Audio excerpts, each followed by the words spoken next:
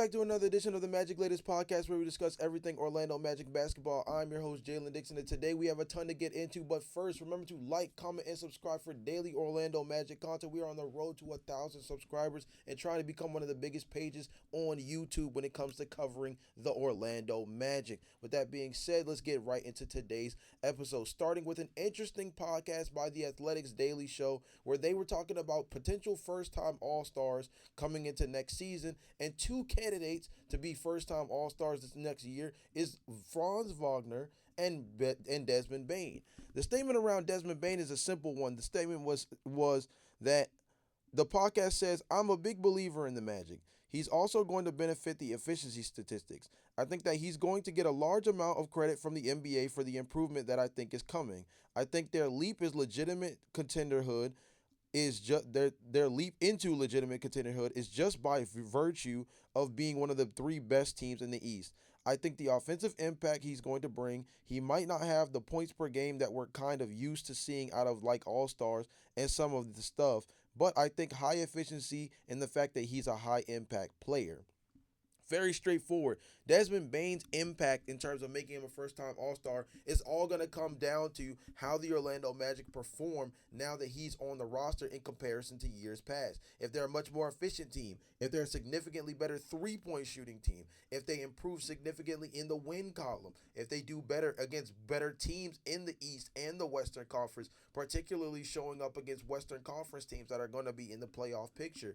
Desmond Bane is going to be a considerable all-star because of the fact that he is going to bring a flipped switch for the Orlando Magic that's going to show his instant impact. And when you're talking about particularly picking from the Eastern Conference, the pool is a lot shorter, and when it comes to the guard position, although it is very impactful across the board, when you look at guys like Jalen Brunson, like Tyrese Maxey, and so on and so forth that are still in the mix, Desmond Bane on a top three seed in the Eastern Conference would have a really strong case if he's averaging 18, 20 points per game, maybe 4 or 5 assists, maybe 4 or 5 rebounds, but shooting the ball at a high clip of that 40% from beyond the arc. Desmond Bane's case is very, very straightforward because outside of the counting statistics, his impact out the gate could be the thing that tells the story just as much. And then the story for Franz Wagner is just as understandable, right?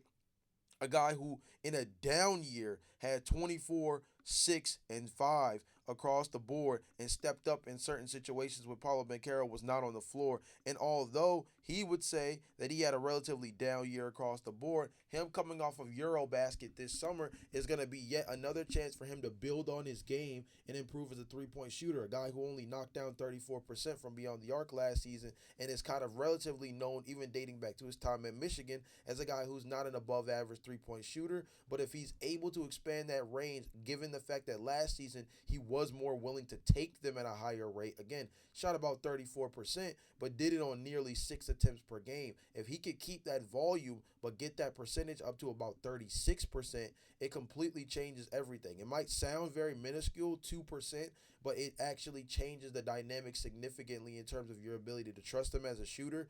And for defenses, they have to now consider him as a guy that can do more than just attack closeouts. He's a guy that now you have to respect from beyond the arc. If he can get that improved three-point shot going, he's a guy that already averages the counting statistics to be a real contender for an all-star game. But then him being a knockdown three-point shooter on a much improved Orlando Magic team, it significantly increases his chances of being a first-time All-Star. If I had to choose between these two of which one were more likely to make that first All-Star game, I actually believe it's Wagner. Although there might be a little bit less competition at the forward position, and that might be the first thing that kind of draws the line. I think the actual main reason why Wagner is the guy that's more likely is just because the counting statistics across the board and his role within the Orlando Magic says that if anybody were more deserving, it would be Wagner, who has a just more significant on-ball presence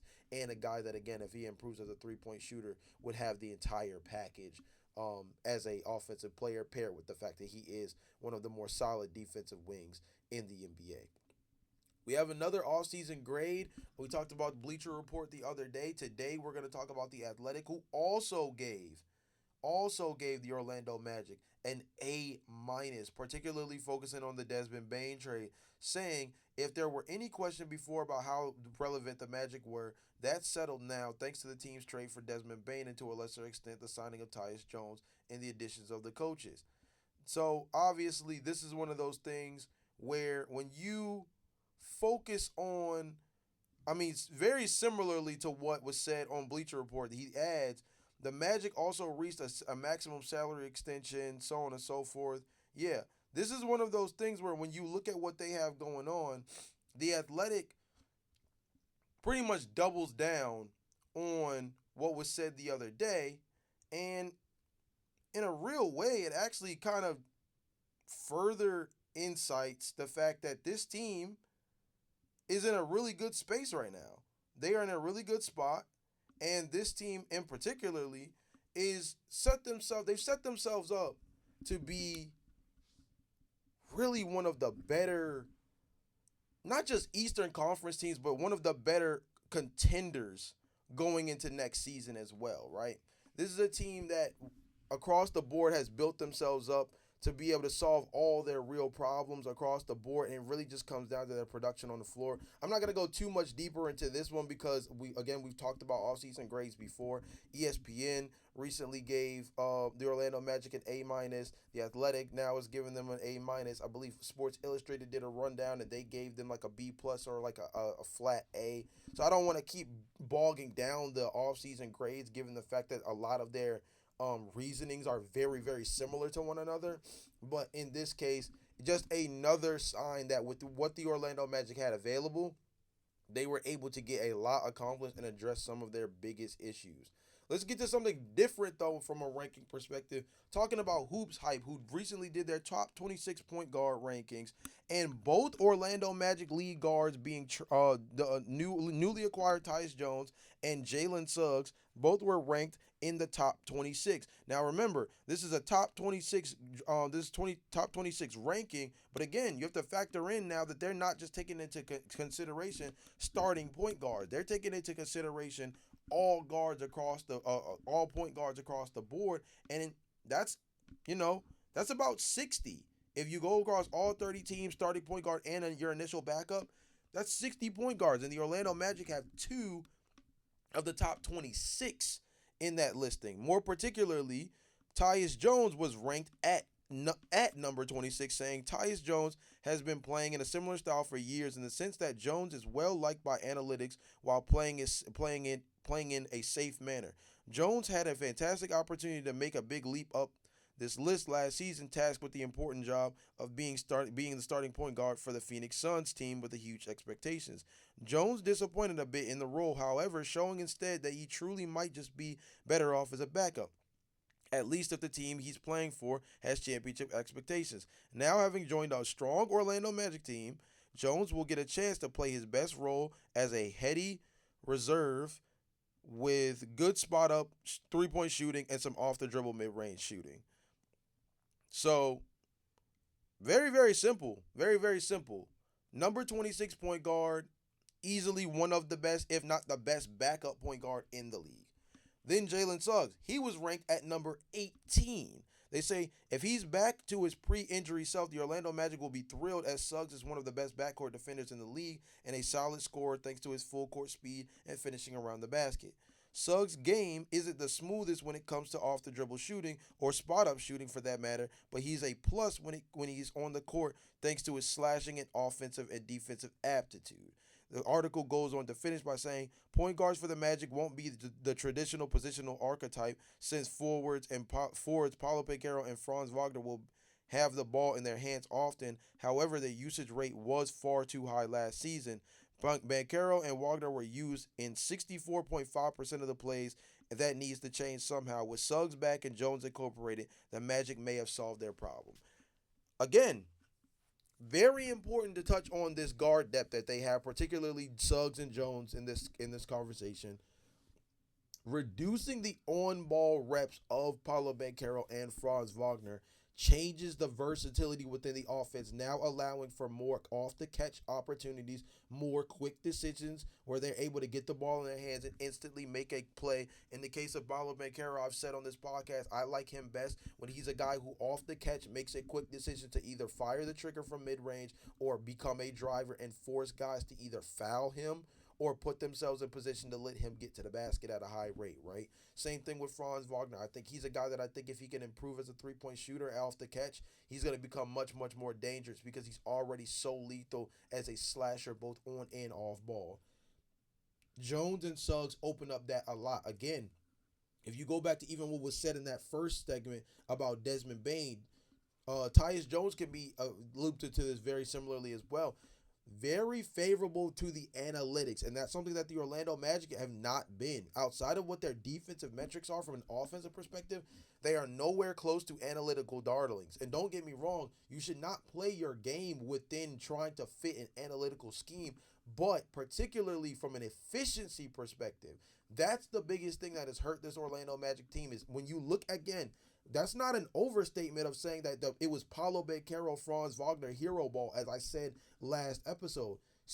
Nearly 65% of on-ball creation was created by the Franz Wagner Paulo Banchero duo. That's insane. That's insane that the offense from a usage perspective, their combination was dang near 70% of the offensive creation last season. And Paulo Banchero and Franz Wagner both missed time.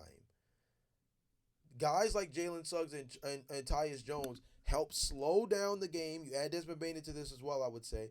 Help slow down the game, create more efficient opportunities because they're all three-point shooters that can knock it down at a high clip.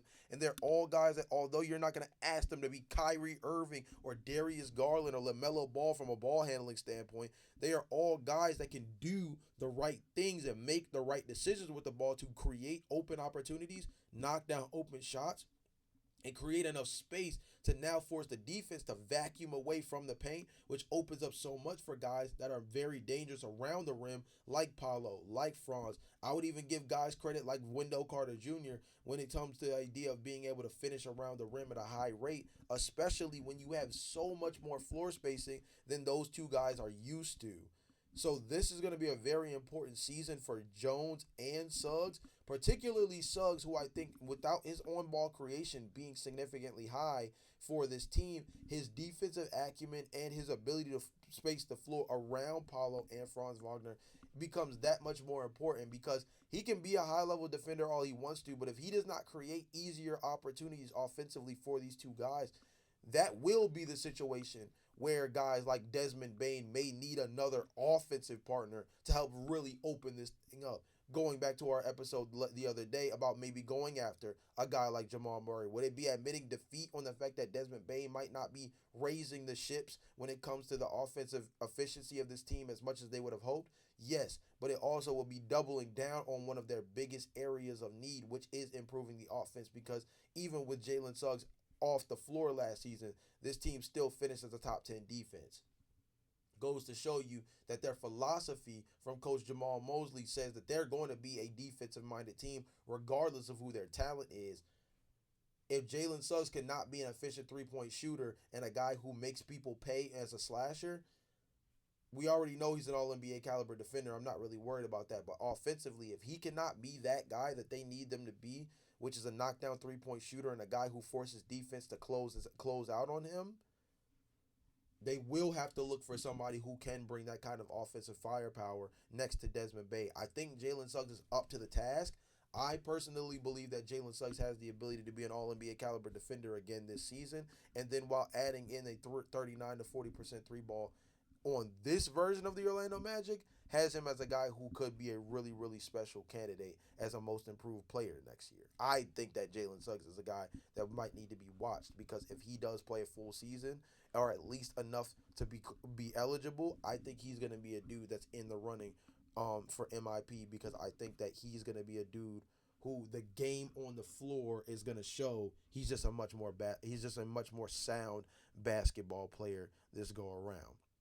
Last but not least, we're going to end on a very interesting article that I read that said that the biggest issue for the Orlando Magic isn't their roster, it's what they do against top teams. One of the most notable stats that I saw in this article says that on national TV, the Orlando Magic went 1-6 last season with an overall plus minus of minus 99. And those games included a 16-point loss that nearly eliminated them from the NBA Cup with a 32-point cushion to the New York Knicks and a 27-point loss to the Boston Celtics in one of Paulo Banchero's first games back, along with a home loss to the Cleveland Cavaliers by 40.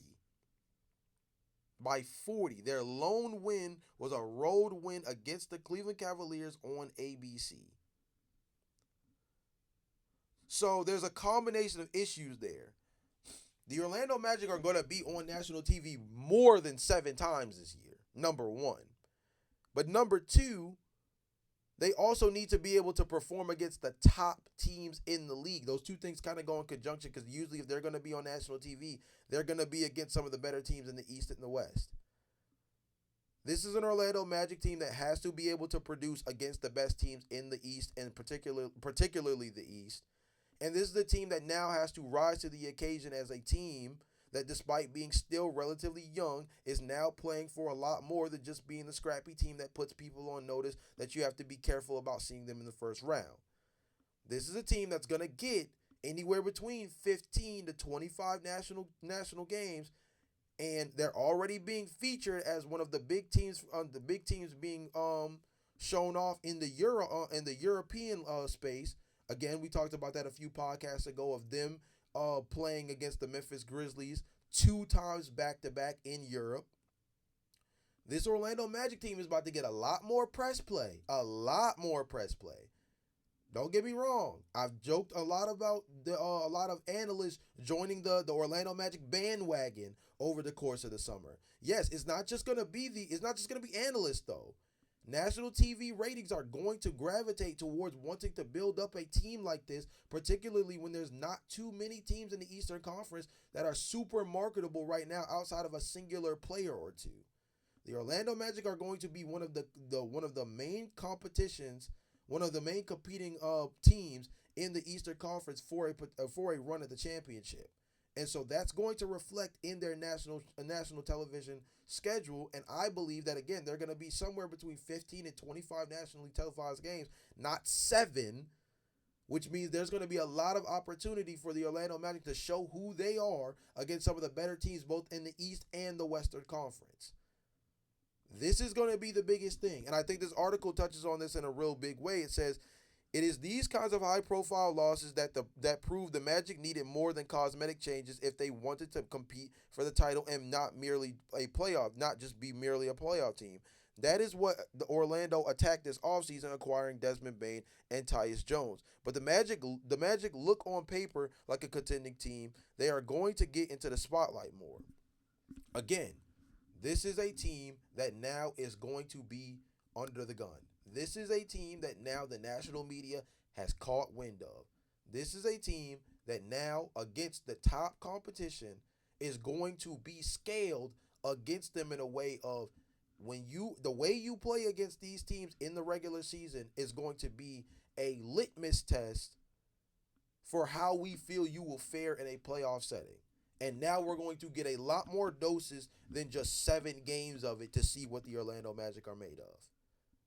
I think the Orlando Magic are made of something that shows they are going to be more than capable to fight and be serviceable against these top teams, but only time will tell. You guys let me know down in the comment section down below. Do you feel like Tyus Jones and Jalen Suggs were ranked too low in the point guard rankings? And what do you believe is the biggest non-roster related issue of the Orlando Magic going into next season? Do you feel that it's still the 3-point shooting ability of this team? Do you feel like until you see it until you see it for yourself, the team as a squad shooting 36 to 37% as a team, you still haven't, but you still unable to believe in it. Is it the ability to win on national TV? Is it the ability to win big games? Are you worried about the fact that you don't know necessarily whether or not the offense is going to be changed simply just because we hire new coaches? What is your biggest non-roster issue with the Orlando Magic going into the upcoming season? And again,